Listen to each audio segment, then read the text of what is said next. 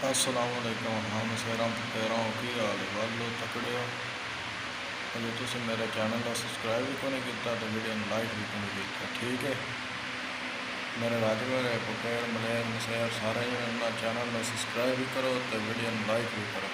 बाजरा लगो है जड़ा सदाबार। ठीक है,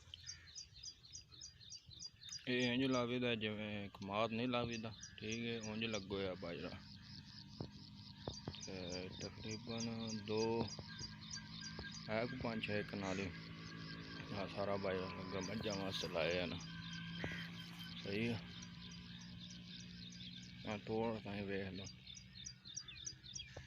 है ना। मुड़ पट्ठे मुक भी जान वाड़ के पाई रखी दा तो सियाल च धुंध की वजह तो ना ये होंगे ही नहीं। समझ आई है, ये इंज आंदा हूँ तो गर्मियां बड़ा वधदा फिर कलर शलर पावी दा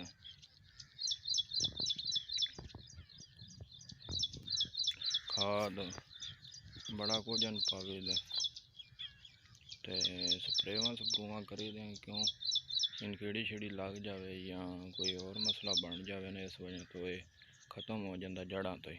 ठीक है, हवे क्या बूटा बनया तो दिल चाहे तो इनको मसला बने तो थले ही ख़त्म हो जाए, मुड़ तो वधे ही ना। इस वजह तो स्प्रे खाद कलर शलर कलर रज के पाना होंगे ता वास्ते गोड्डी भी करनी होंगी ता ये वधदा। ठीक है, आहो ता इस उता वधना बाजरे तोड़ ताई लगो है। वेख्या कीड़ा कीड़ा होया पे हुणे ना हाथ ला के वड्डन लग पौने।